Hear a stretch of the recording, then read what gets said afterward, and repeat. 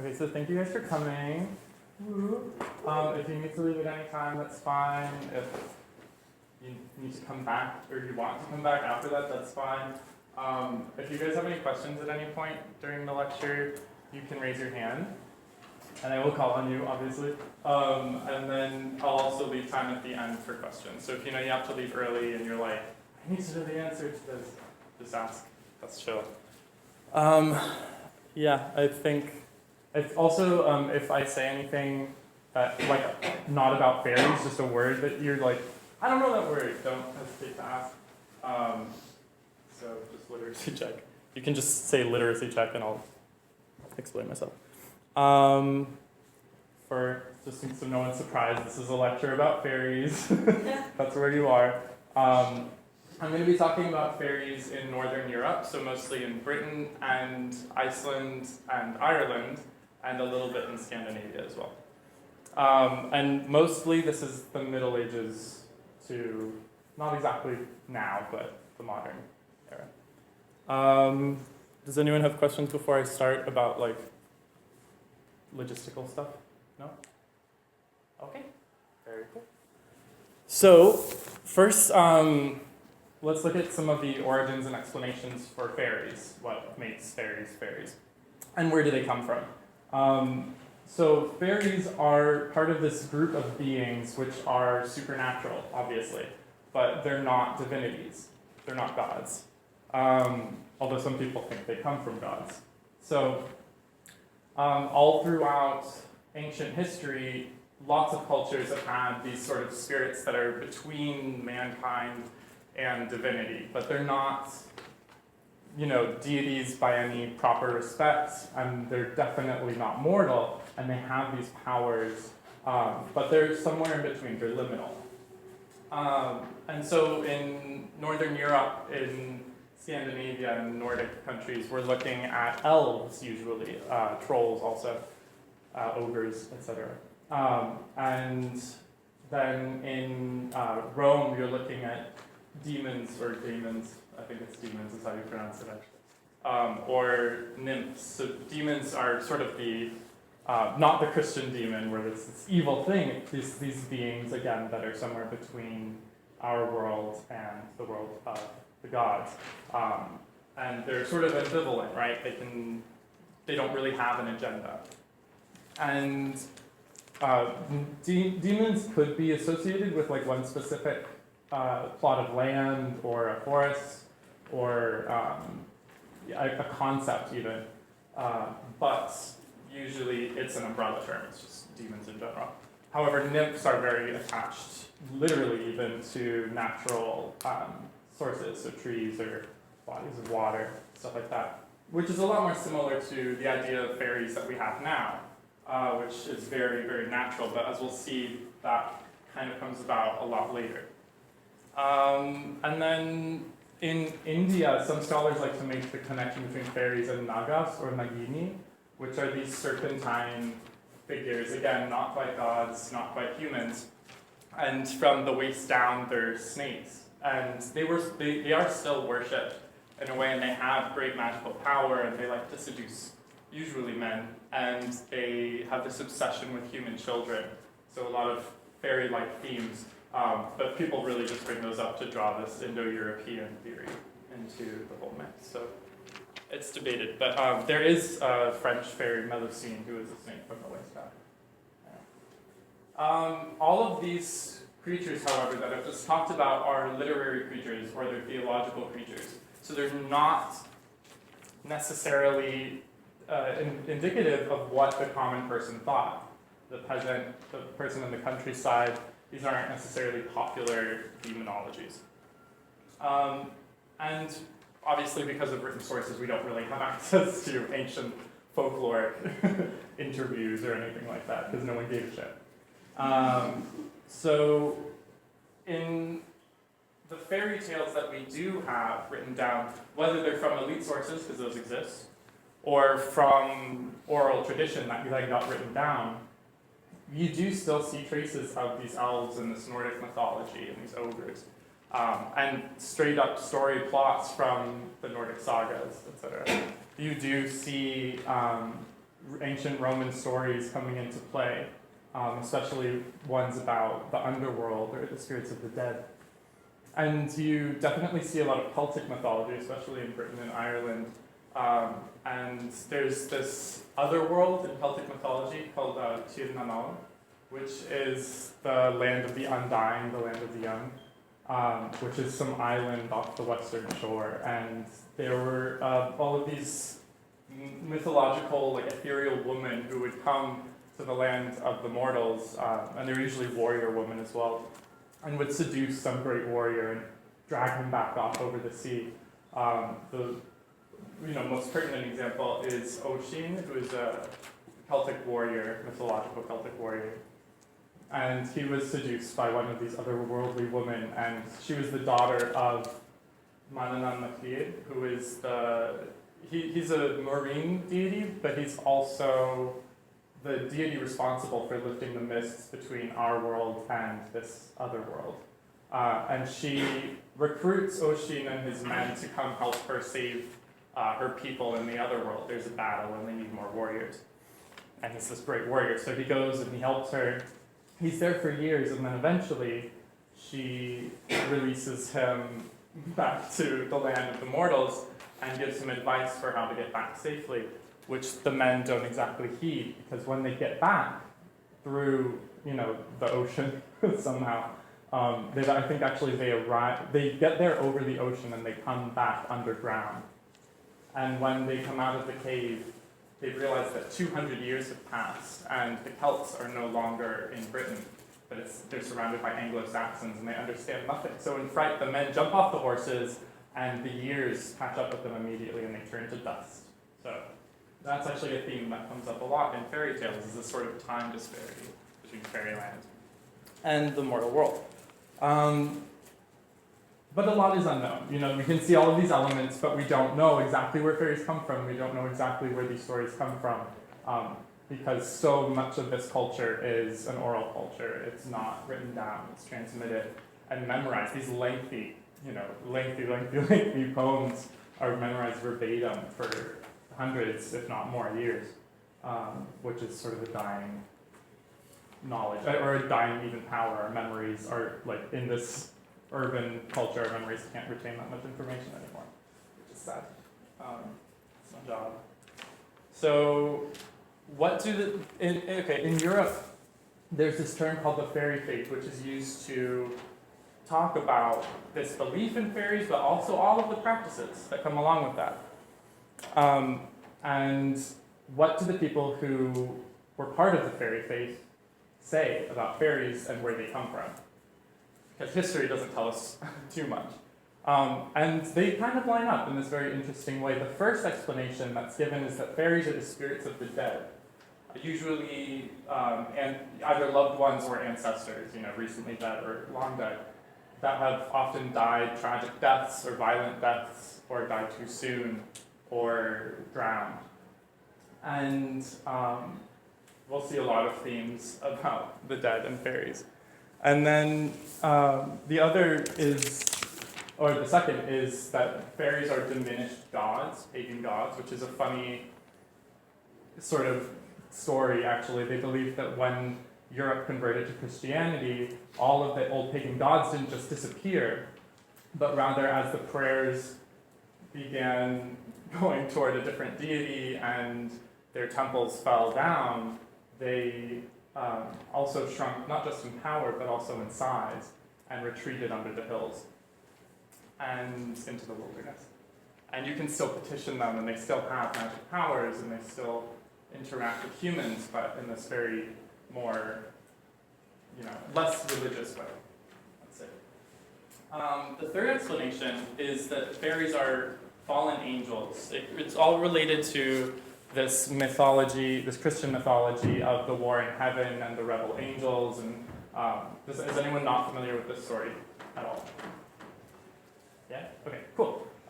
So as the angels, fell from heaven, the story goes that a lot of them stopped halfway down to hell and mated with humans and created the Nephilim, which is supposed to be like Goliath, and David and Goliath was one of these giant Nephilim born of angels. The angels also taught humans. They taught them magic, is one of the legends. They taught them herb lore and metal crafting, and some of the angels then continued down into hell. But others stuck around, and those are fairies, according to one of the myths. And then the other myth, the last one that is given as an explanation, is that the fairies are an ancient prehistoric race of people that once lived in this land that were driven out by the subsequent group of people and went underground, quite literally, as we'll see. And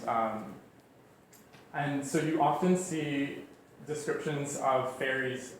Usually they're our heights. If we're looking, the older back you go, the fairies are actually human size. Or taller. Sometimes they're monstrously tall. Sometimes they're more like child size. When they're described as in stories that are related to this sort of prehistoric race, often they're quite short, described kind of like pygmies, like African pygmies, which is an interesting. Anyway. This prehistoric race mixed with the pagan gods and mixed with the spirits of the dead, or the ancestors, actually gives us, solidified, a single Irish mythology of the Tuatha De Danann, which is the tribe of Danu, who is a Celtic deity. This is a painting of the Tuatha De Danann writing. And so there are these brilliant sort of deity figures. In Gaul, they were thought to be more deities than in Ireland, actually, because they were all over the place. But in Ireland, they were these skilled warriors that invaded the island and reigned it for a long time. They had magical skills, but each of them had a specific skill, which is sort of like a deity, but they're never said to be deities. We only have descriptions and writings about them from monks in the early medieval period who were, for the first time ever, transcribing all of this oral mythology. And so these are, this is like a Latin Iron Age mythology. It's clearly been diluted up to the early Middle Ages.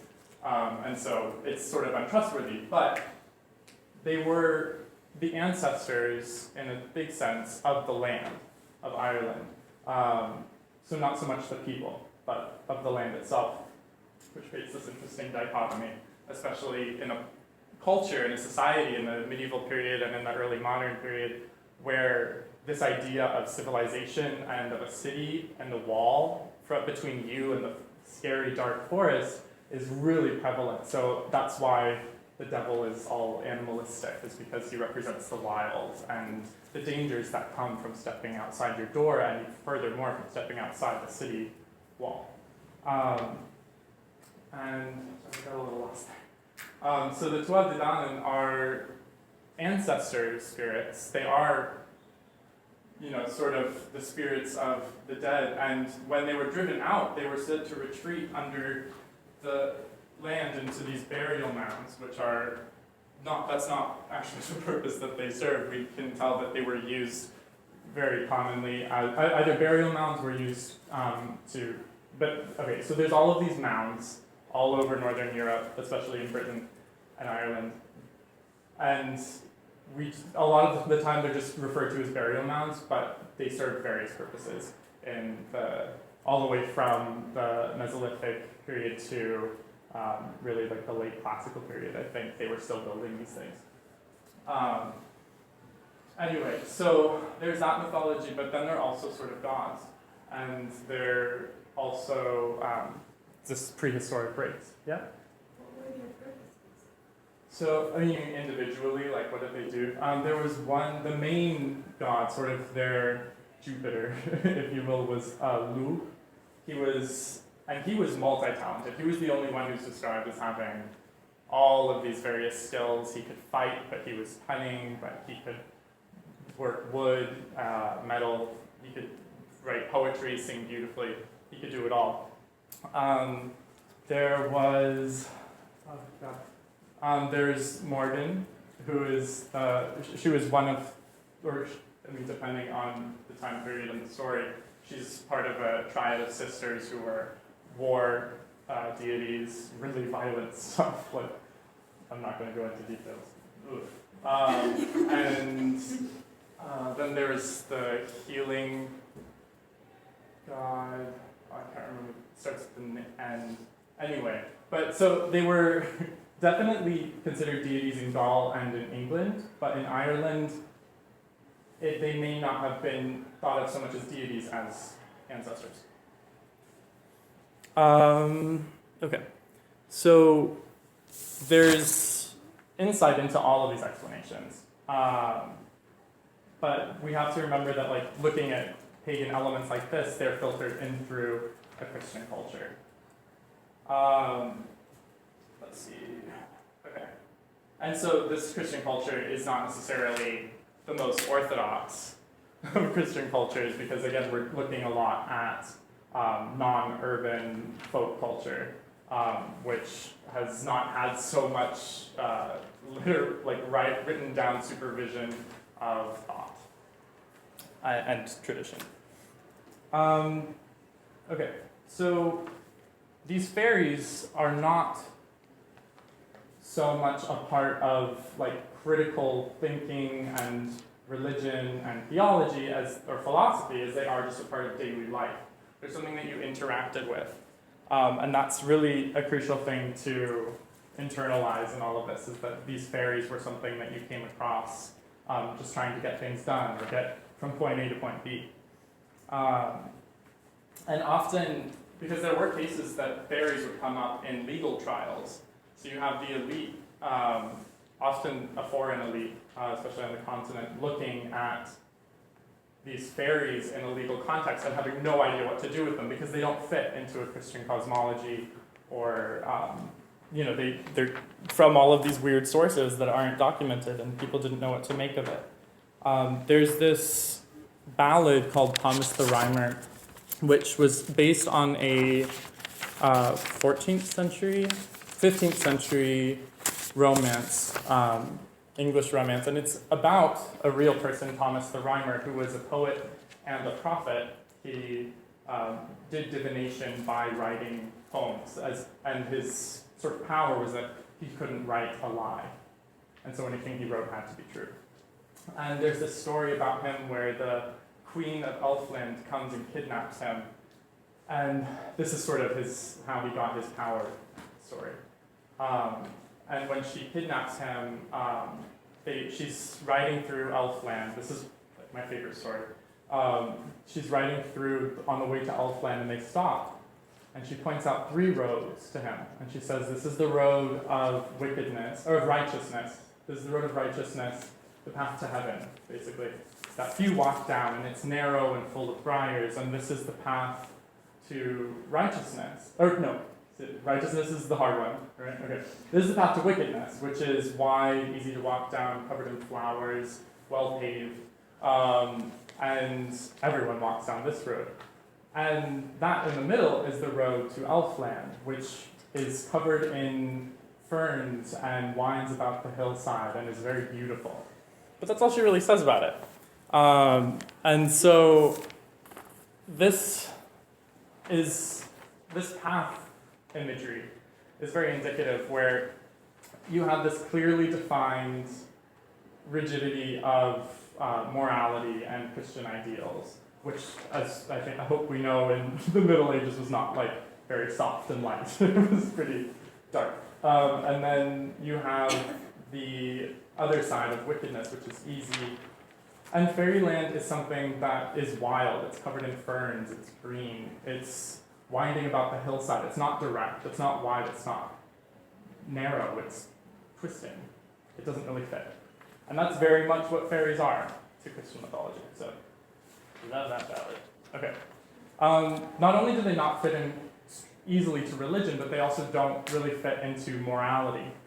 These fairies, Yeats wrote, he was obsessed with fairies. I don't know if you just know this. He wrote so much on fairies. He wrote books and books and poems on fairies. Beautiful stuff. I love him. But he wrote that fairies are known to have every charm but a conscience, which I think is exactly, it was perfectly put. And it's sort of like, they're almost this experiment when you read these stories. Like, what happens if you make the most beautiful, sort of glowing person, even literally glowing person, but they don't really care if they kill someone. There's a story, a poem actually, in a book that Yates edited about, it's called The Fairy of Clary Water, and it's this girl who's gone to, her brother has been kidnapped by the fairies. It's not a good thing. She'll probably never see him again.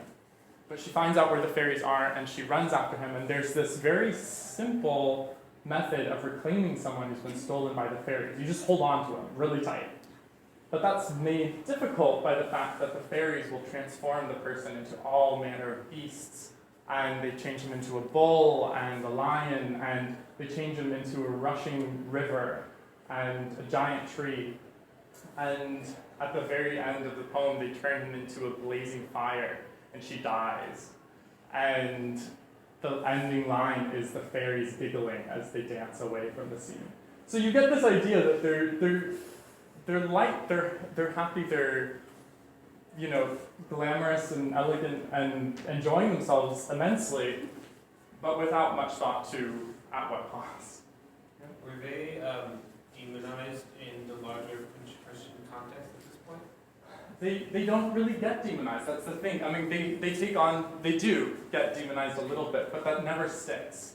This concept of fairies always lies outside of that wicked path, and it always lies outside of that righteous path. They didn't know where to put them because they didn't fit anywhere. So while fairies were definitely dangerous and definitely scary and definitely mysterious and foreign, very foreign, there's all of these allusions to them being like Turkish, which is kind of random. But they never get described as just being demons because it's too simple. And they're not simple because they're not necessarily evil, which I'll talk about. Is there stuff that makes them mad? Like, Oh yeah. I'll talk about that. I have a whole section on how to not offend the fairies. So what did people think about this? All of this stuff that I've just said. Like, I've said some crazy shit. To think that like people really thought that all of the things I've just said were true and applicable to their lives, and that they had to move their lives around that. It's hard to get your head around. And there certainly were skeptics, especially, educated elite people were often skeptics of these sort of things. But even in the countryside, I mean, if you go to Ireland today and you ask someone, do you believe in fairies? They'll be like, what? Obviously not. But I'd never offend one. And it's sort of this idea that you may not believe in fairies, but you acknowledge them. Or you may not believe in fairies, but they definitely exist. And in Iceland today, they still won't. They'll completely change construction plans and roadways to move around giant stones that the fairies are said to inhabit, so as not to disturb the elves. There's a nice little YouTube video you can look up of the mayor talking about that. It's fun. He's like, yeah, no, we respect the elves. They have their own projects. Okay, so now I'm going to start talking about types of fairies. So we run into a problem here because fairies are highly localized, like all folklore. You go to one town and they'll have one very specific story or idea about a fairy. In another town it won't exist. In another town it'll be there, but specific in a different way. It changes where you are. But there are definitely overarching concepts. And the spirits themselves, it's important to remember, are localized. So while there are very specific types with names and attributes that I'm going to share with you, they're very fun and interesting as well. But the best way to categorize fairies is by their actions and their interactions with humans, which we'll get into why you shouldn't offend them sometimes. So almost all kinds of fairies can change their own shape or just disappear completely. But a lot of them, especially the fairy queen, who we'll talk about, they can change the shape of other things. We already saw that in the Fairy of Clary Water, where they change a human's shape. In Midsummer Night's Dream, Titania changes Bottom's head into an ass. And so almost all fairies can do either harm or good. And that's a pretty universal concept, and that's why they're not demons, because demons don't do good. But they're not angels either, because they'll still like steal your child. And so in Scotland, there's this dichotomy between the Seelie court, it's called, and the unseelie court, and these are fairy courts. So the Seelie court is the good fairies, right? Now we're getting into this idea of, is there a good and bad fairy? The good fairies in Scotland are, they don't necessarily do harm. They're the ones that can do you good things. They'll do you favors. They'll help you out. They'll break an enchantment a witch put on you.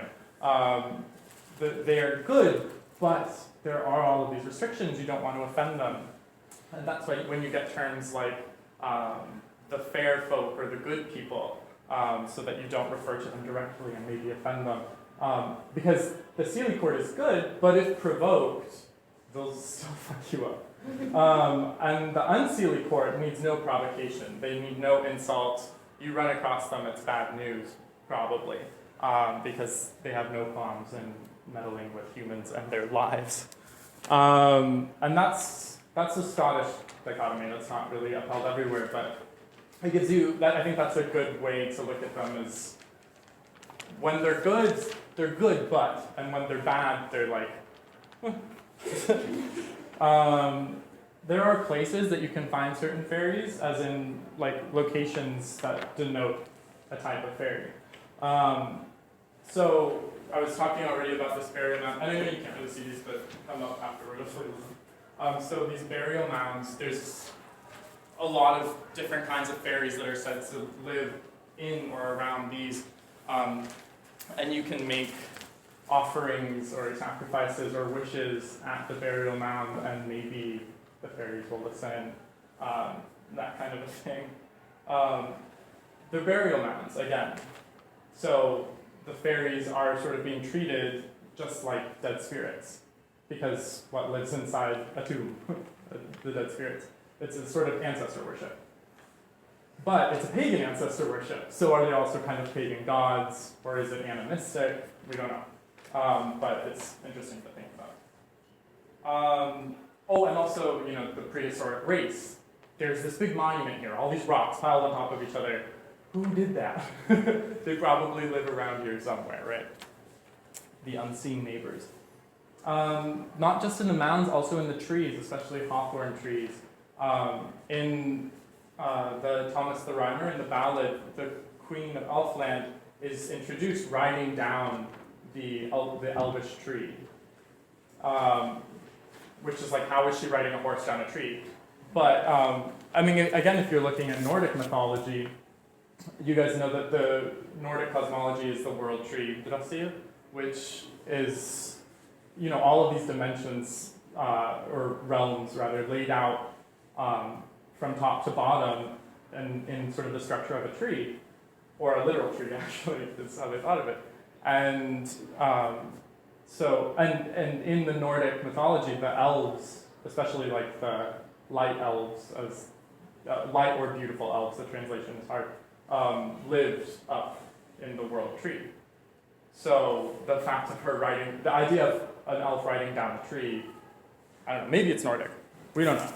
Some weird early modern shit. Okay, and then there's the trooping fairies. Have you guys seen Lord of the Rings? Yeah? Okay, you know that scene where like the elves are passing through the forest and they're all shiny and silvery, you just barely see them in like the light? That's the trooping fairies. That's the idea that they were drawing on. Go ahead. So the trooping fairies it's like a court, right? It looks like a medieval court. And they're often led by the fairy queen and or king, or not at all. Just the queen, often sort of matriarchal in this interesting inversion of society. They're beautiful, but also dangerous in that you can get swept up by them. If they see you, you want to hide. You don't want to be caught spying on the fairies. They'll turn you into something, or they'll take you away to fairyland and you'll never see anyone you know again. And a lot of allusions have been drawn to this, and the fairy queen and Diana, who is the ancient Roman goddess of the hunt and the moon and wild beasts, and she's the best. So, do you guys know the story of Actaeon, who spied on Diana while she was bathing with her artresses, and they found him out, and she turned him into a deer and then stuck his dogs on him, and he died.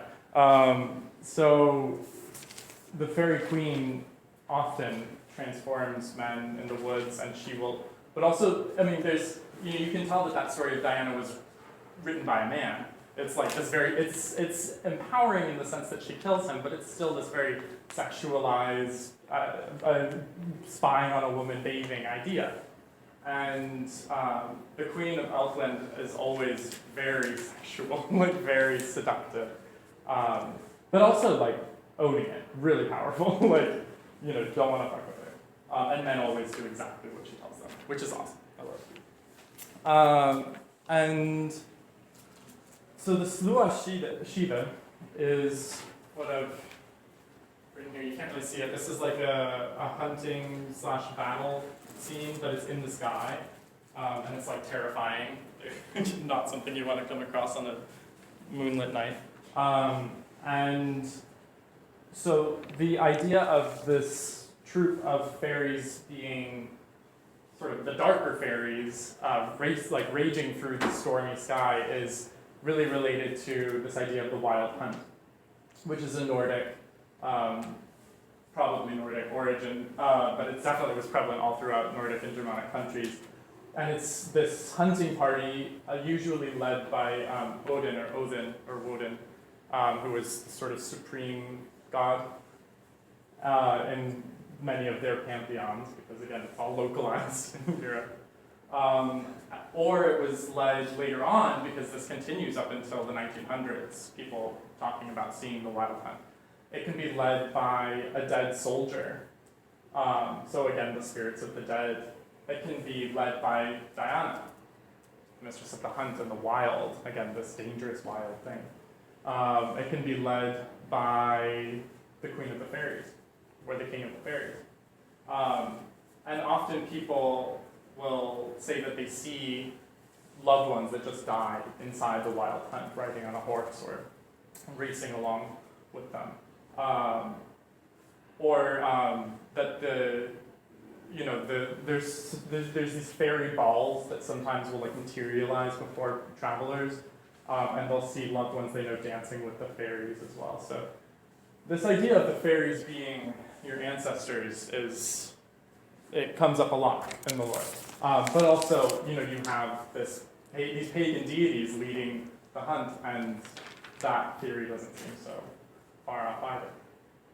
All of these things that I've talked about so far, these kinds of fairies, can be sort of categorized, because these are mostly just British and Irish, the ones I've mentioned, but you see them a bit in Scandinavia as well. They're all categorized by Ace she, Dean she, which means it's Irish, the fair folk. These are the names that were given to these kinds of fairies, umbrella terms, so to speak. Included in those are also Katshi and Kushida, or Kushi, which are, yes, a cat fairy and then a dog fairy, but they're not like, again, we're not talking about cute, cuddly, insectile, winged cats and dogs or people, unfortunately. No, so the Kushi, for example, was the dog, was a psychopath. What his job was to signal death, or to take people from life to death. And so feared, right? Not something you want to see first thing in the morning. Its howl would signal, everyone get in the house, especially my nursing wife with the baby that I don't want to get stolen by the fairies. And so it's sort of, you guys know the banshee? I'll talk about the banshee, but it's related to that in a way. There's this legend that because you can hear the howl of the Kushi even if you're on a ship And so if you hear it, you need to like race to the shore before a certain amount of time passes or something like that. Otherwise, you'll be dragged off to the other world or the underworld. So scary. They're in Ireland. They're white dogs with sort of red-tipped ears. In Scotland, they're like big. They're dogs, but they're like bear-sized almost, and they're green. They have like plaited hair. It's very cool. Okay, let's see. So looking at water as well, which is something obviously important all over the place, but the Celts, we assess from sacrifices that we find in bodies of water that the Celts believed that water was a portal to the other world as well. And that the Nords and Scandinavians also were giving offerings into bodies of water for similar reasons, but not necessarily for spirits of the dead, but more to gods. They would also sacrifice people into bodies of water.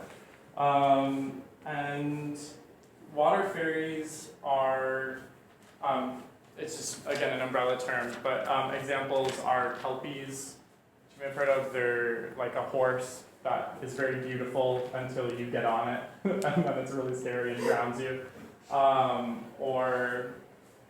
You were talking about the puka, who can also dance people down into the water. They're not always so scary, but they are usually scary.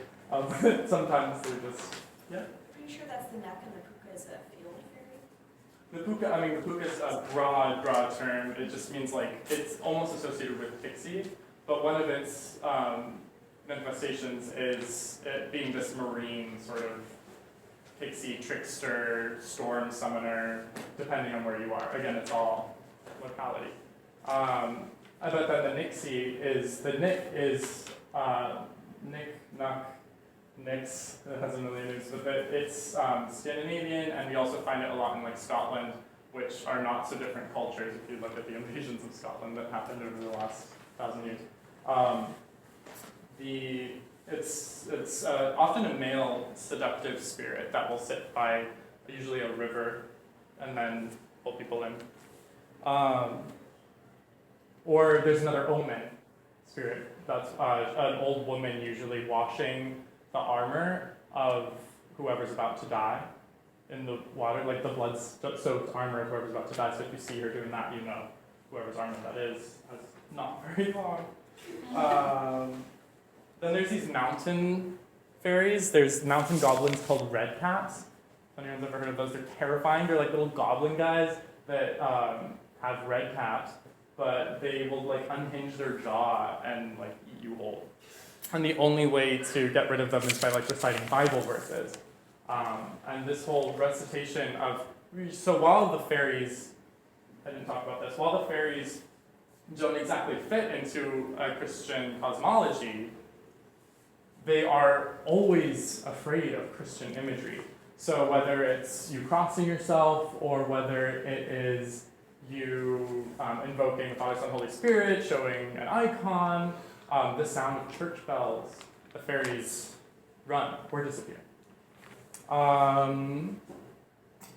Similar mountain folk. Oh yeah. Is there any reason why that is, or theory as to why that is? Yeah, there's a lot, but they're not. I mean, yeah, I would say the most likely reason is because there is something to that idea that these are not necessarily gods, but spirits of an older time that were pushed away by the conversion, especially in Scandinavia.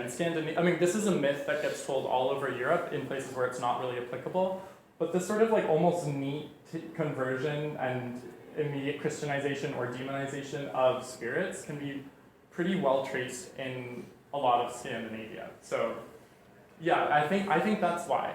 I mean, they're, clearly the Christian God won. So he's the one who's going to protect you against their dangers. But other people have very, lengthy ideas and explanations for it. Yeah. What are the stories about fairies not liking iron, or Iron has been. I think that it comes from just iron when it was invented was the coolest thing ever. It was way better than any of the other metals for protecting yourself or killing things. And I think often things like that are so cool or so useful, like water, for example, become sacred. Things that are antiseptic become spiritually antiseptic as well. So something about we don't know. But iron protected, I know we'll talk about that, but yeah, iron protects against fairies, but also witches and all kinds of evil things. And also in the mountains, you have, in Iceland, you have these huldufolk, which are a kind of elf, and they're supposed to be all dressed in gray with dark hair, but they'll flit around the mountains, and there's all of these nice drawings of men like leaping over crags trying to catch these huldufolk women. And they're really prevalent in Iceland even today. People talk about them, but they've changed a lot over time. I'll talk about it. And so the elves, this alpha, who I was talking about before in Nordic mythology, as being bright, as in shiny, or fair, as in beautiful, we don't really know. But they pop up, they never went away. You know, all the way up to Tolkien, they're still being talked about in stories. So, or World of Warcraft. And the image is, you know, it's certainly gotten more campy, but it's not so far off, you know, so the sort of cavalry suited soldier on a horse. It still holds true. But elves are dangerous, you know, they're not so benevolent as they are in The Lord of the Rings. They're not someone you want to meet on the road. There's this great ballad. I'll talk about ballads a lot because I just wrote a big paper on fairy ballads, so that's why. Sorry. But there's this ballad called The Elfin Knight, which is actually the origin for Scarborough Fair by Simon and Garfunkel. By Simon, they did it too. It's an old song, but the song is about a woman in her chamber sees an elf knight on the hill, and she's like, I want that. And he's like, okay, hey. But first you have to do this impossible task and that impossible task and that. And all of his are sort of esoteric and like mystical sounding. Like you have to dry this shirt you've made impossibly on a hawthorn that hasn't seen sunlight since man was born. And then she's like, okay, well then you have to do this impossible task and that impossible task. And hers are just like hilarious. Like you have to grow corn between the water and the dry sand and whatever, and then put it in your glove. It's a great song. But then there's the dangerous version of the same one. The dangerous elf in a version of the same ballad is Lady Isabel and the Elf Knight, where it starts almost identical, and he comes to her window on his horse. He's flying. And he gives her another horse out of nowhere. And she gets on the horse, and he takes her to this glen in the woods. And he's like, great, well now that we're here, I'm going to kill you. Because I do that. That's what I do. I like to kidnap princesses and kill them. And she's like, okay, that's great. First, I'm going to sing you a song and put you to sleep. Because that's not suspicious. And he's like, sounds good. So she puts him to sleep and then ties him up and steals his stuff and throws him in the water. She's like, ha. But, you know, and then she like cries. That was traumatizing. There's another Icelandic ballad of, well that one was English, but there's an Icelandic ballad of someone who's a little wiser. Is this king who meets an elf on the road, and she's like, hey, you, king, you're pretty nice. You wanna come off in the woods with me? He's like, you're an elf. I'm not going with you. This is not gonna end well. And she like grabs him and tries to pull him off the horse, and he hacks her to pieces with his sword, and she combusts into a wildfire and burns the forest down. So elves are not like dainty, and they definitely don't work for Santa. Okay. And And okay, then we have household fairies. The most common, perhaps, or popular one is the brownie, which I found a cute little drawing of their or print actually. And so brownies are. This is a description of the brownie. It's small in stature, wrinkled visage, covered with short curly brown hair, and wearing a brown mantle and a hood. It's funny that they're described as being so brown because the origin of brownie is not the English word brown. It's a Gaelic word, which I didn't write down, but it's like brune or something. But there's this sort of mythology about them being brown has popped up, and now we write it the same way we write the dessert. And they will clean your house and take care of things and also sort of protect your house, but they don't like being seen. This is about offending the fairies. They don't like being seen. They'll work at night, and they'll accept food as sort of a thanks for their work, especially like honey, porridge. But if you call the food payment, they'll stop working. If you say thank you, they'll stop working. If you misuse them in any way, you start to get if you expect it, stuff like that, they'll stop working. There's a very similar spirit in Scandinavia called the pont, which is not so benevolent when you offend it. It can get very violent if you do the same things.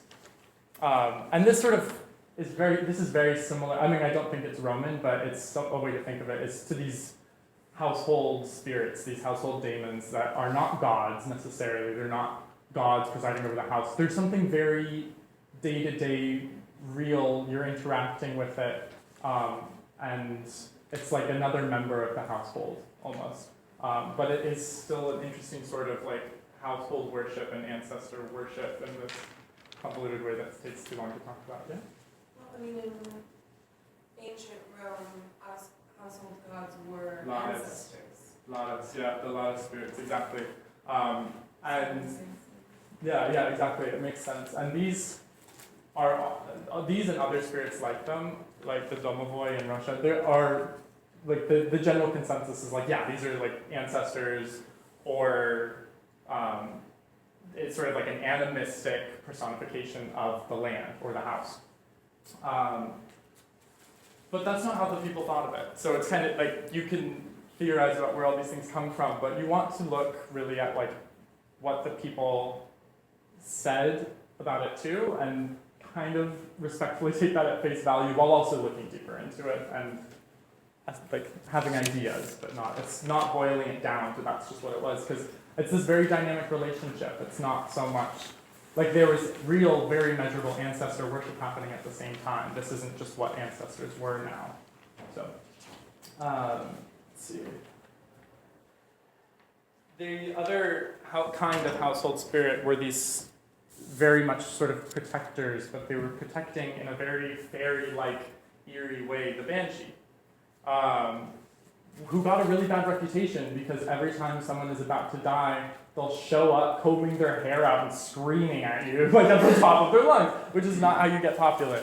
But they, in essence, are protecting the household. They're warning you that someone's going to die. So they're a sort of familial household spirit, which often gets misunderstood. And the last kind of fairy that is of this sort of type is the fairies associated with treasure. So whether the fairies themselves are hoarding their own treasure, whether the fairies are guarding someone else's treasure, they've been assigned there by a magician maybe to guard treasure, or whether the fairies have manufactured this treasure, this fairy gold, which turns to leaves the second you get home, as a repayment for all this work you've just done for some short man in the woods. The fairies sometimes get associated with treasure. Leprechauns are probably the most commonly acknowledged version of this. And leprechauns are an Irish fairy they're actually the shoemakers of the fairies, which is interesting. But if you caught him unawares, which is very difficult to do, you could threaten him into giving you his gold. Yeah. Anyway, did you have a Question? No, No. we just happy about Oh, happy about the leprechauns, yeah. I'm always happy about the leprechauns. They can also get dangerous, but I mean, they all can. So there were certain days that people interacted more with the fairies. In Britain, and in Ireland as well, this was Midsummer, Belchina, or May 1st, Samhain, or Halloween. And in Iceland, it was mostly New Year's, Christmas, and sometimes you get fairy stories on Christmas as well in Britain. The 12th night, which is January 6th, and Midsummer, again. And Midsummer is big on like treasure hunting in Europe. People always went to like supernatural treasure hunt. They would hire exorcists to accompany treasure hunting in case the diviner finds the treasure, but it's guarded by some demon or fairy.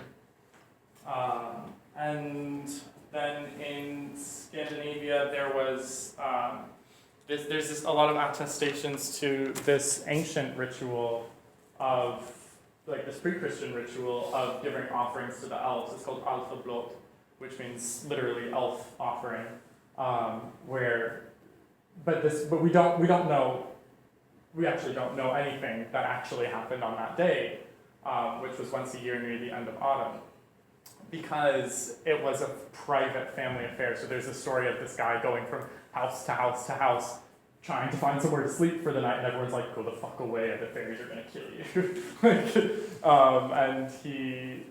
So apparently they're making offerings to the elves that night.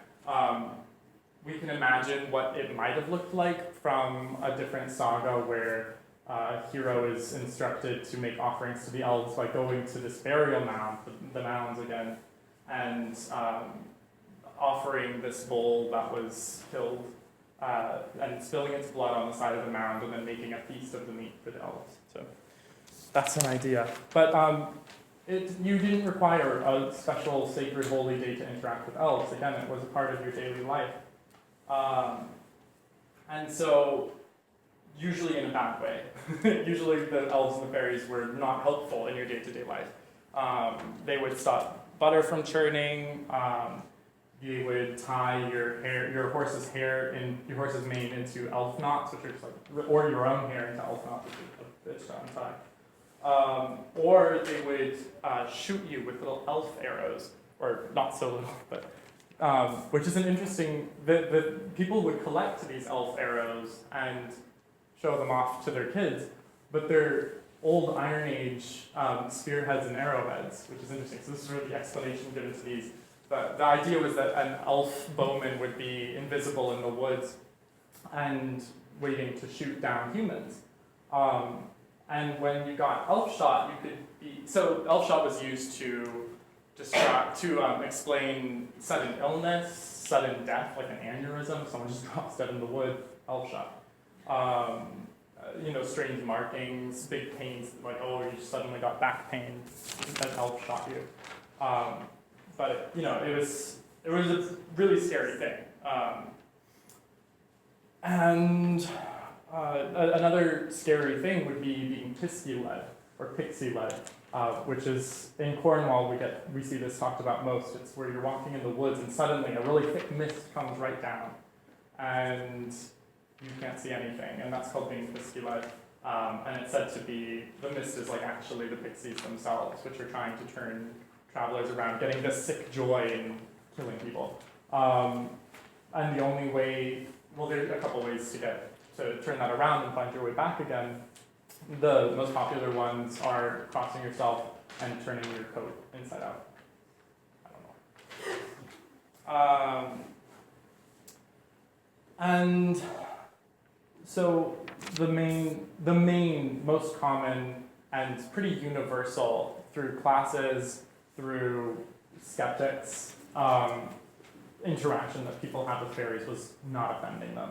So that's why you have terms like the good people, the fair folk, which are used to tiptoe around words that might be too direct, too impolite, or have negative connotations. So again, the fairies could do a lot more than just knot hair or be tricksters. They could make you very sick, or they could kill you, or they could kidnap you. So we have 1,500 stories about fairies kidnapping humans. Yeah, George? Is there generally this sort of blurry line between fairies and elves? Yeah, it's pretty blurry. Usually, like, there's an idea of, like, a fairy is, I mean, it depends where you are as well. People will call the same thing different things in different places, but generally the elves are, like, kind of what I described, where they're sort of, usually with a horse, they're a bit more medieval looking. A fairy's just more ambiguous. But I would say, like, elves are generally talked about as a type of fairy, if you're going to draw distinctions. But again, those strict distinctions are dangerous because they change all the time and everywhere. But the kidnapping of people was usually centered around children. So it was usually children that would get kidnapped. But it could also be adults, and you see often fascinating stories playing out of what they do when they actually do get to fairyland. And so when a child, or really anyone, was kidnapped, there would usually be a fairy left in its place. When it was a child kidnapped, it would usually be an old, decrepit fairy left in the child's place. You see these fairies having this weird obsession with youth.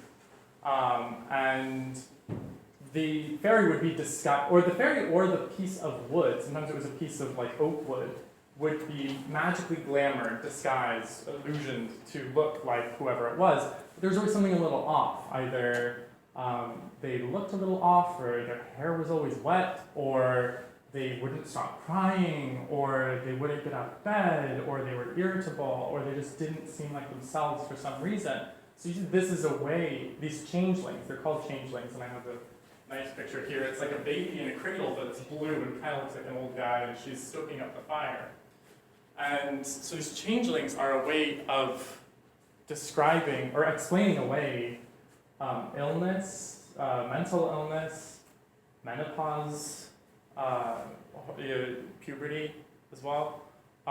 When people start acting not like themselves or get weird or something scary is happening and you don't know how to explain it, often in Ireland and in England and in Scotland, it was because they'd been replaced by a fairy. This sick baby wasn't your sick baby. Your real baby was happy playing in the hills with the fairies who were feeding him, daisy wine or whatever.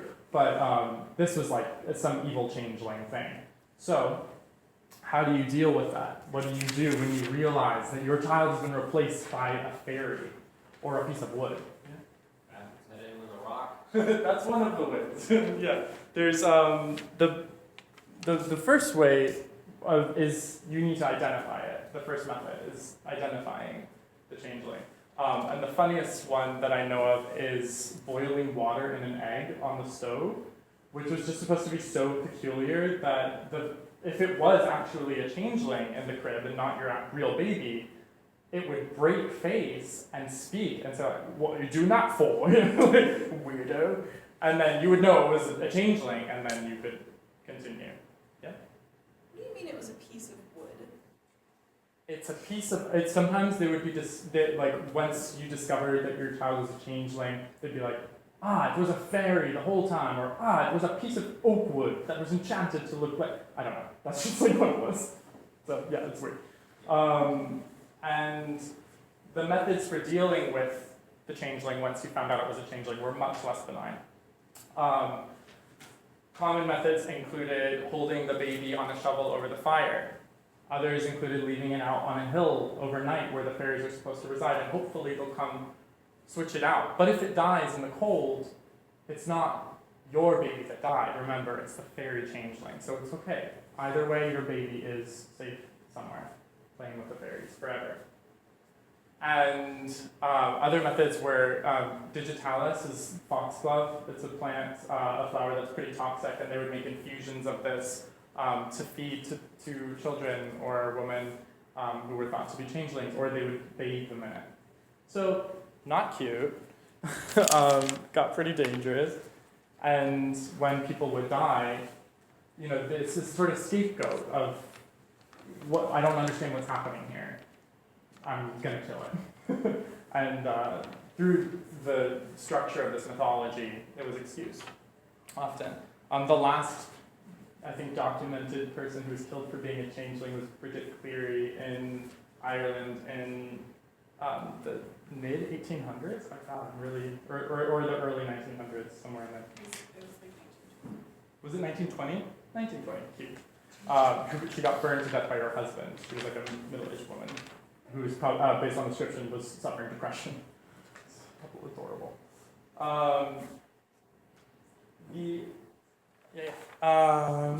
Okay.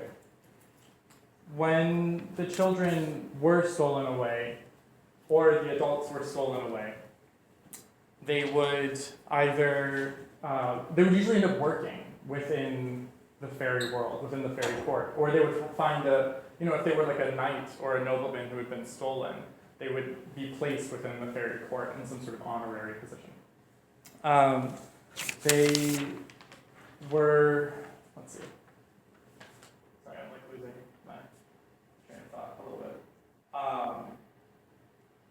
And when they would return, if they did return to Earth, again, just like the story with Oisin, a lot of time would have passed. Sometimes like a year for every day, or a year for every hour, or a day for every minute.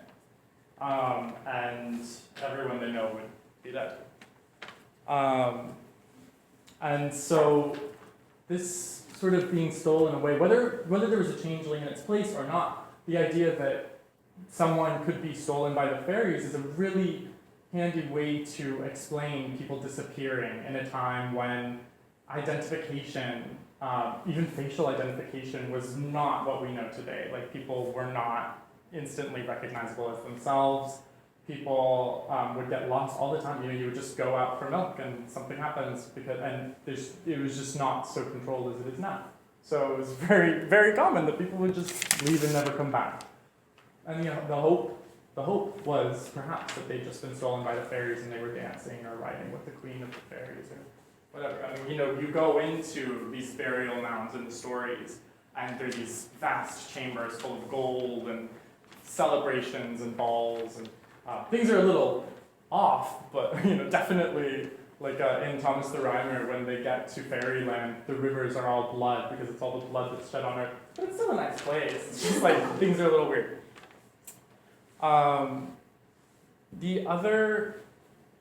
One of the other major relationships between humans and fairies are these Lin and Shi, which are fairy wives, essentially. So this idea that fairies can become your lovers, not always as pleasant as the queen of fairies kidnapping you and saying, I want you to be my consort. Sometimes it's like creepy, literal dwarf men capturing princesses and making them have lots of children with them for dozens of years living in a hovel. So not always beautiful. Those wouldn't be called Lin and Shi. Those aren't fairy lovers. It's just like, that's what happens in the story, and it's scary and dark. One of the most interesting, how are we doing on time, by the way? Okay. Yeah, that's what I thought. Okay, so, and again, if you guys need to leave, that's okay, but I'll just keep talking. One of the major relationships between humans and fairies was through magic. So magicians, in their texts of spells called grimoires, they're sort of instructional manuals on how to commune with spirits or make women love you or understand nature sometimes. Often it would be about invoking various angels or invoking various demons, but you often also would get invocations for fairies. You'd be summoning a fairy spirit to tell you something. And that's sort of an elite branch of magic. It's very literary. As I said, this is where all of this information was contained in these grimoires.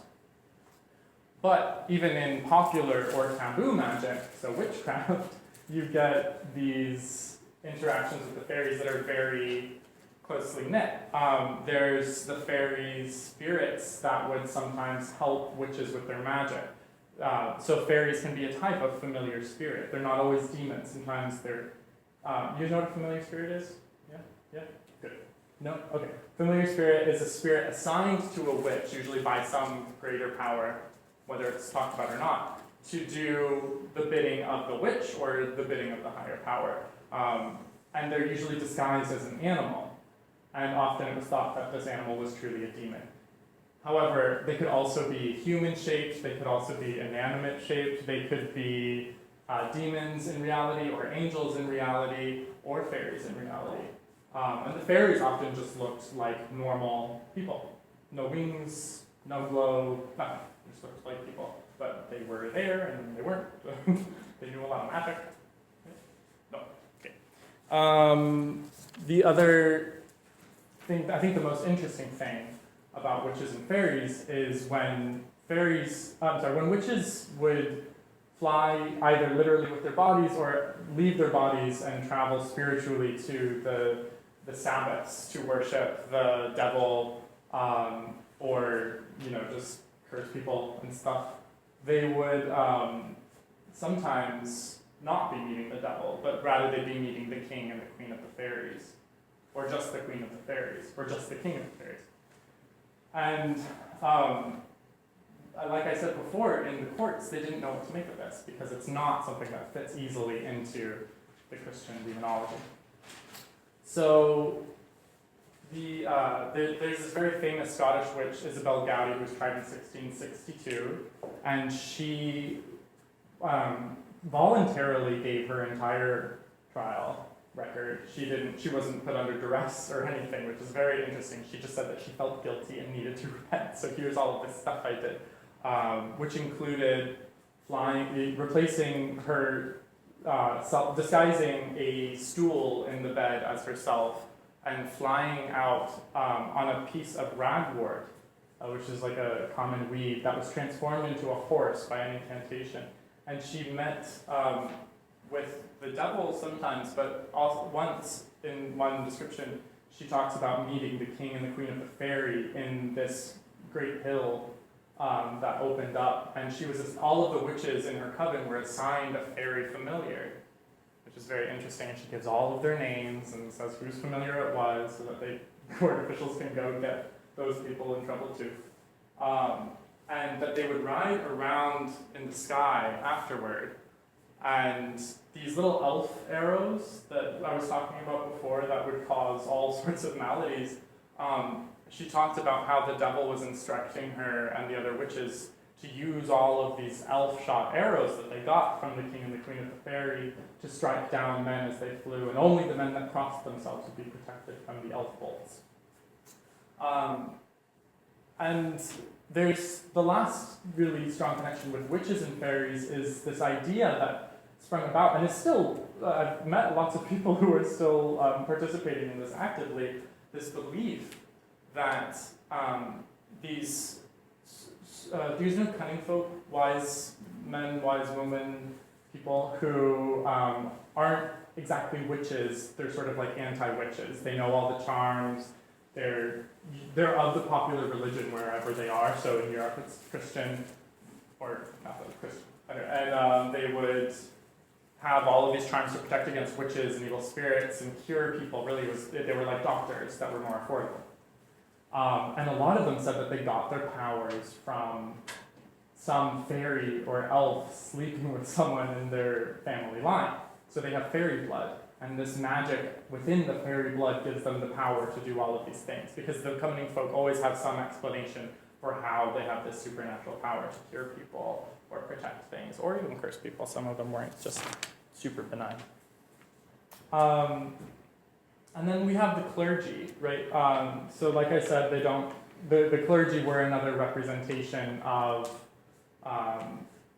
this Christian imagery that could so frighten the fairies. So that's one very self-explanatory interaction that happens between fairies and humans. The most interesting thing of all, I think, actually, is kings and royalty. Can any of you guys think of why the fact that we have the fairy queen and the fairy court, why that would be problematic in real life? Any ideas? Two monarchs means who has the actual power. Yay, Laura! So two kings, two rulers, two queens of the same land, that doesn't fly usually, right? So who has the real power? And this is something that was very acknowledged, very, very real for the courts of, especially England, really, where, again, this fairy faith was so incorporated into day-to-day life, but also people had this sort of nationalistic or inherited sort of vernacular loyalty to the fairies and to this strain of beliefs. And so how did you address that as a ruler? How did you say, okay, yeah, like you can have your fairy king and queen, but I'm also your ruler? And you see them butting heads all the time. But most interestingly, Queen Elizabeth I really accepted this sort of vernacular belief system and incorporated it into her power structure.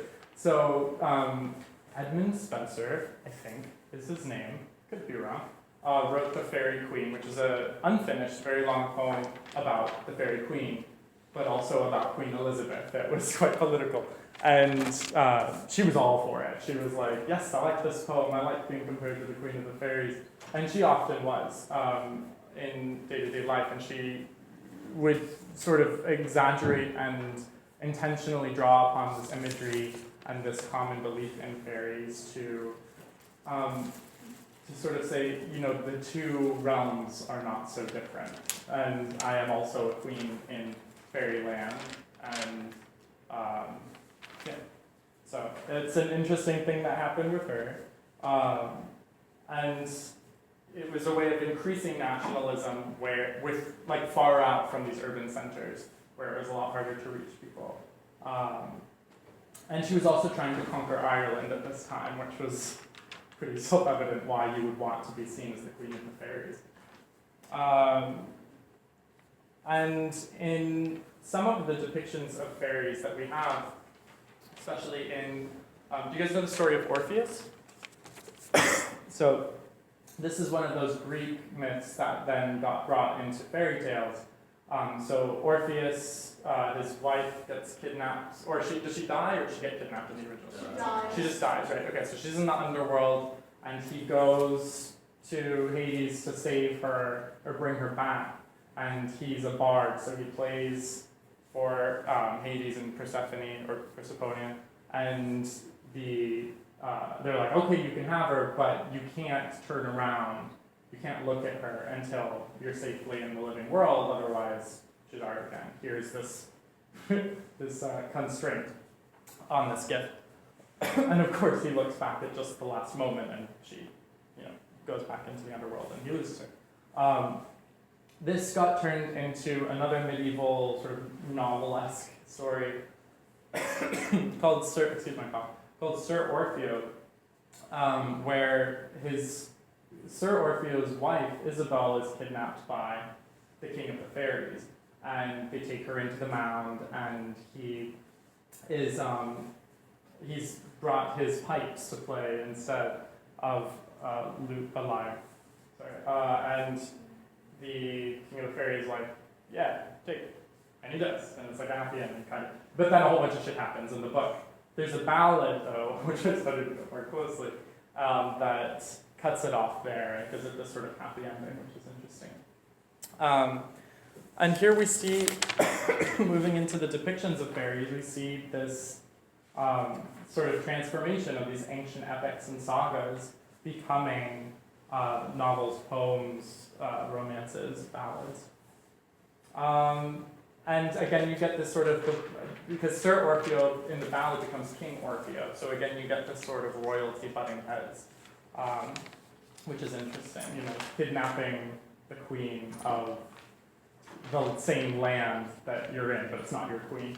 That's very like man property stuff. Okay, and so now I'm moving into just the last bit of this, which is at the end of the 18th century through the Victorian era, there's this obsession with fairies. You see them in paintings. There are more and more productions of all of Shakespeare's plays that have fairies in them, so especially Midsummer Night's Dream, and you see lots of people trying to paint that. You see the Tempest and lots of people trying to paint Ariel and the fairy spirits of the island and that. And you see paintings of Queen Mab from the description given in Romeo and Juliet. But fairies are also just like on everything. Labels, signs, wherever you go, there are these fairies, but they've changed. They've gone through yet another transformation. So the fairies in this period are much more innocent, but simultaneously much more sexualized. And I'll talk about that a bit more. But part of why, we don't really know exactly why the fairies transformed as they did, but we have some ideas. So they were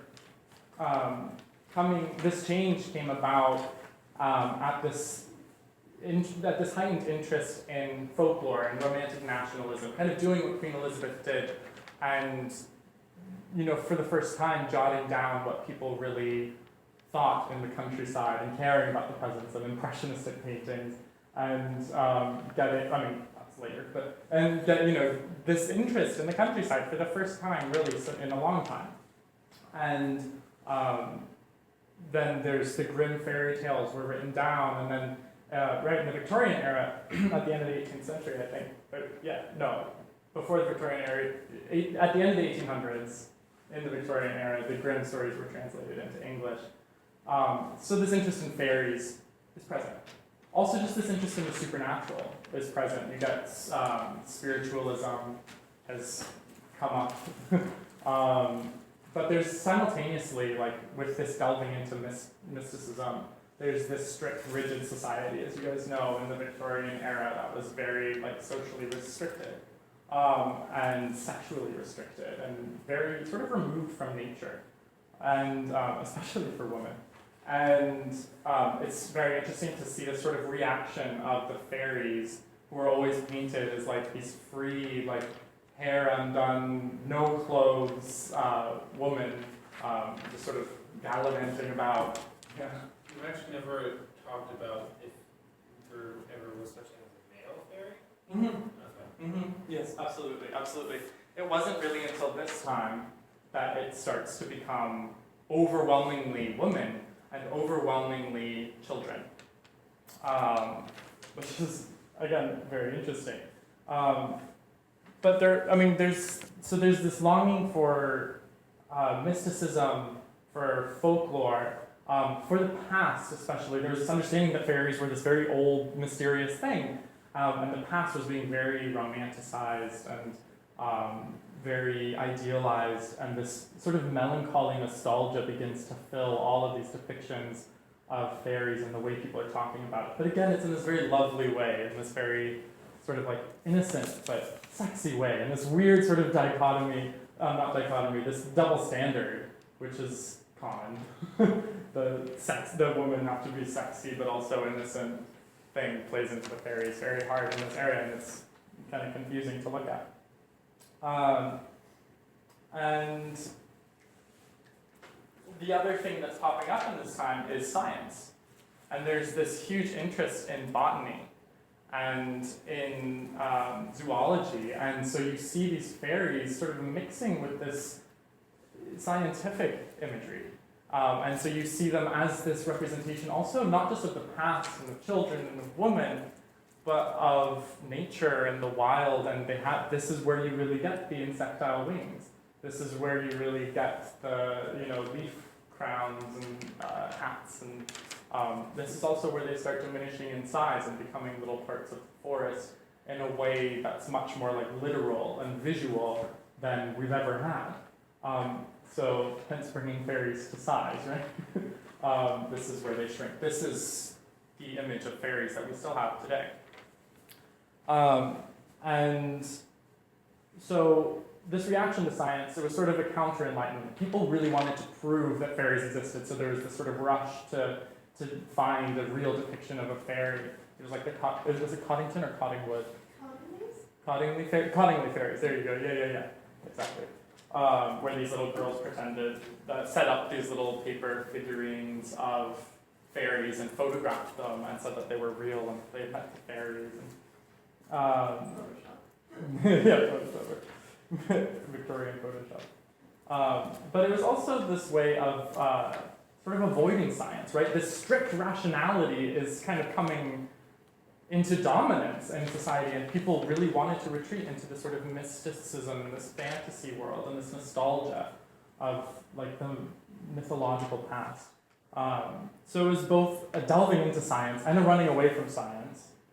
And all of this kind of comes into summation in Barry's book, Peter Pan, right? Everyone know Peter Pan? Yeah? Okay.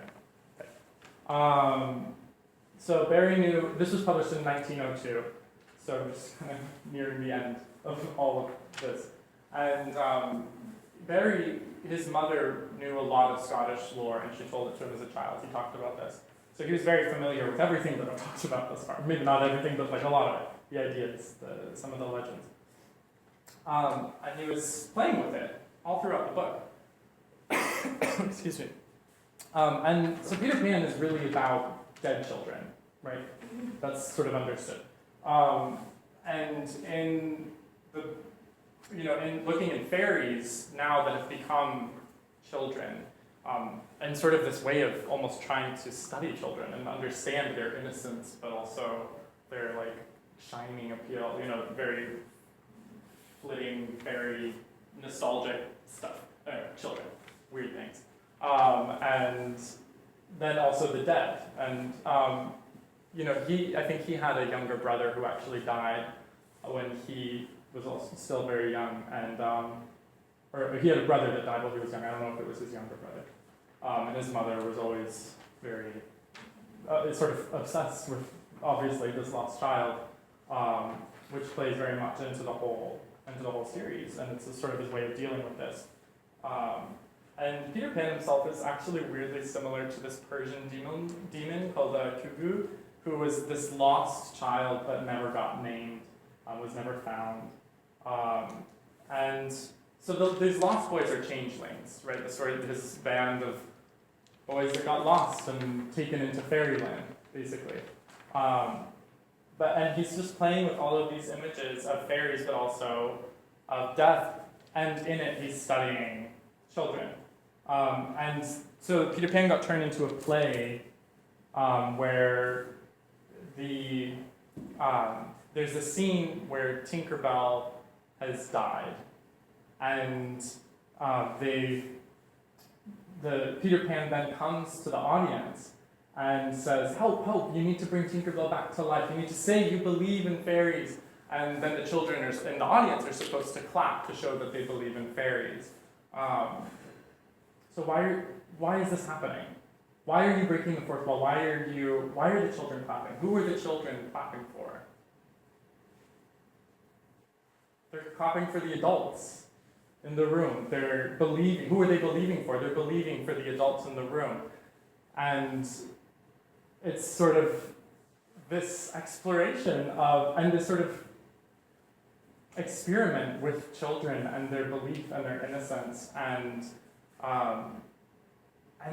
this sort of exploitation too of just say you believe in fairies, say it for me because I want to believe in fairies, and it's like this childhood is almost this fairyland that's been separated in the Victorian era from adults, and it's this nostalgic, romantic, magical thing that's very distant from them now. So, fairies represent the fear of the wild and the unknown, and of death. They represent death itself. The fairyland is an alternative afterlife.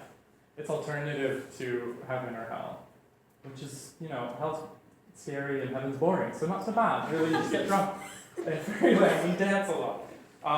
It's an explanation for unknown things. Where did my husband go? Well, he's, maybe he's with that damn fairy queen.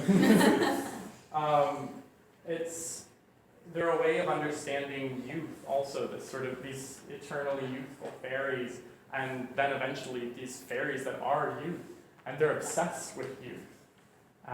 From the Nagas and Nagini in India to the Changelings in Ireland, they're obsessed with children. And eternity itself as well. I mean, these fairies live essentially forever. They represent all that's outside, all that's unknown, all that's nostalgic. And because we don't know where they come from, you can put any sort of story on them about the past, and they can stand for that.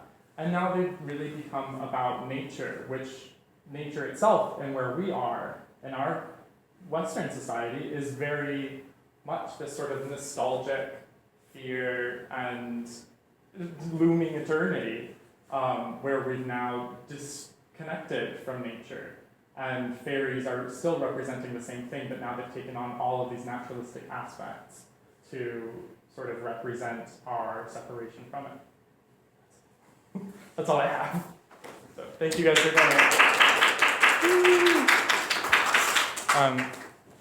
That went really long, but if anyone has questions, you're free to ask them. If not, thanks for coming. So how do you not offend a fairy? Okay, so you don't call them by, you don't usually say like fairies directly, or you wouldn't say a she or de and she or she the, because for some reason calling them directly that is offensive, so you call them the fair folk, the good people. You don't wear green in the wood. There's this whole story about Alice of Brand, who runs into actually her dead brother in the wood because her lover that she was running away with was wearing green, and the fairy troupe was like, oh, go kill them, but then, anyway, long story short, don't wear green. Don't disrespect the mounds. Don't tear things down in the wood. Oh, I wish I had time to talk about Tom Lynn. It's this beautiful story. This website will tell you everything that I can't about Tom Lynn. It really, write it down. It's just a beautiful story, but Isabel goes into the wood and she's tearing down branches or flowers to decorate herself with. And Tom Lynn, he seems like a fairy at first, but he's actually a changeling who she then marries, steps out and is like, why are you taking down things? I didn't give you permission to do that. This is my woods. And she's like, actually, it's my woods. And he's like, let's have sex. Other ways of not offending the fairies, not mentioning, if you are in the presence of a fairy, you don't mention Christian imagery, because it scares them, it's rude. Things of that sort. Any other questions? Yeah. Well, there's stories about fairies having to count grains of salt or sugar. Mm-hmm. Those Yes, absolutely. Those come from this sort of force of malevolent, ambiguous, bad things that can come and hurt you in the nighttime. So sometimes they're called witches, sometimes they're called fairies, sometimes they're demons, sometimes it's way more specific. But the idea is that there's something bad that might come through your window or to your bed at night. And so you sprinkle salt or grains, or you arrange something with lots of little things that need to be counted, and for some reason, the witch or the fairy will have to stop and count every single one before they can do whatever harm they wanted to do to you. There are also charms, folk charms provided by the cunning folk I was talking about earlier, which sort of curse the malevolent spirit, the witch or the fairy, to have to count every stream and every mountain and every hill and every tree in the valley before they can do any harm to you. It's interesting. But also, that's why have you guys ever seen fishing buoys or glass balls hung in windows? That comes from this sort of same protective rituals against this malevolent force, because it was believed that whatever force coming to the window would see its reflection in the glass ball and get stuck until sunrise, when the rays of the sun would burn it into non-existence.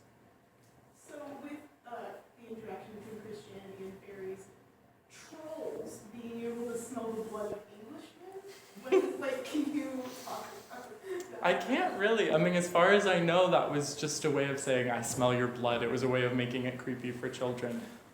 Trolls, in general, it's kind of an ambiguous term. Depending on where you go, a troll is this giant, towering, monstrosity of a thing with a giant nose that turns to stone in the sun.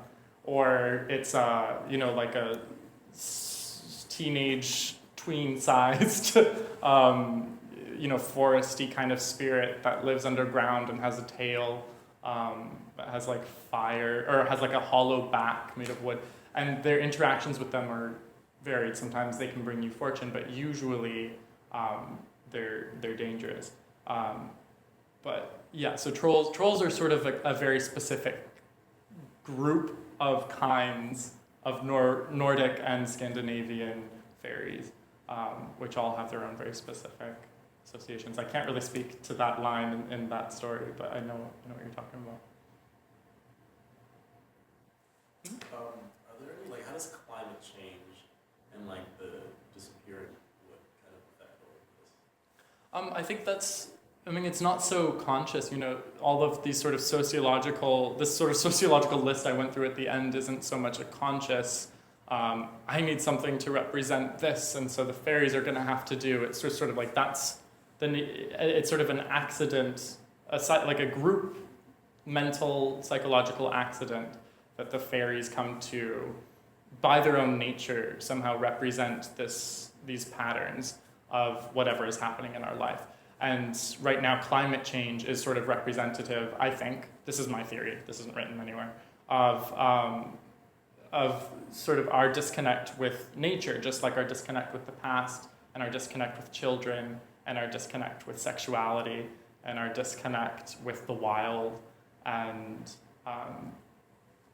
all of these, these things which are the outside, the other, but simultaneously aren't bad, right? They can't be demons, they can't be witches, but they're something that we miss, but something that might also be dangerous and scary. So they're this liminal in between space. And that's kind of where we are with climate change, I think. That's why the fairies are so tied to nature. I didn't go into New Age beliefs about fairies, but they almost always are described in New Age communities as like nymphs, just anthropomorphize nature projecting itself energetically as a fairy. So they've become sort of this personification of nature, which we've lost complete touch with, and which we are destroying, and which we're also very afraid of. It's the unknown. Anyone else? I was kind of thinking, Yeah. this is totally, but when you're talking about the Danan and the healing one, is it Nuadu? Yes. Okay, yeah, I was Yeah. saying there, I think that's... Yes. Yeah, Nuadu. Yeah. Good job. Or Nuada. Yeah. I suppose we were talking about trees and they were connected to specific trees. Weren't there also specific trees, specific types of wood that repelled? Yes. Fairies? Yes. So we were talking about iron being a way to repel fairies. Salt can also be a way to repel fairies. Not so much though. But ash and rowan, especially. There are some other trees that I just can't think of right now. I'm sorry, but mountain ash and rowan are the protect against fairy trees.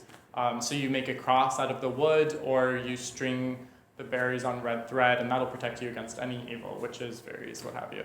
But also just wreaths of them. Yeah, very much. Mm-hmm. Yeah. Is that that just reminds me of Bridget, Saint Bridget in Ireland, and the way is that sort of a Christianization of things to do with fairies? Because I know the stories of Bridget are some say they predate. They do.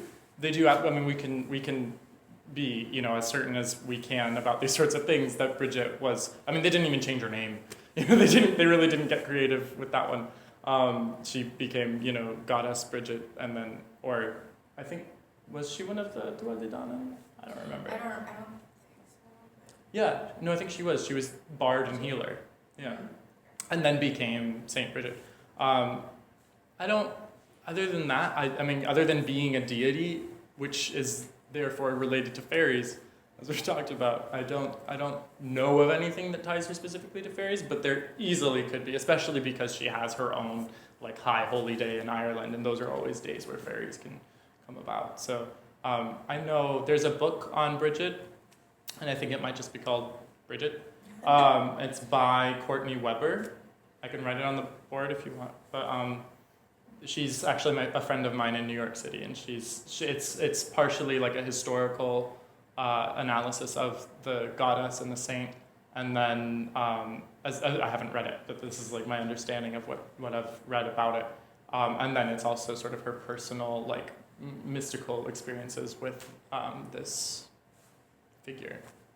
Because I know that the crosses tying but that's with the wheat or It's with reeds. Reeds, Yeah, Bridget's cross, and that is also protective and healing as a symbol, but it's not, as far as I know, necessarily tied with the fairies, but it will protect against fairies, I think.